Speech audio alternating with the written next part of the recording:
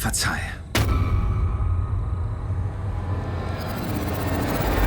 Wie bitte? Ich bitte dich um Verzeihung, Königin Gayatri Devi.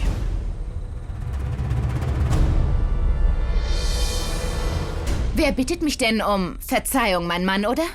Amerkurds König. Es ist mein Mann gewesen, der mich beleidigt hat.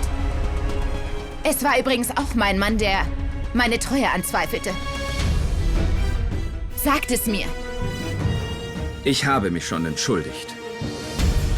Gehen wir zum Palast zurück.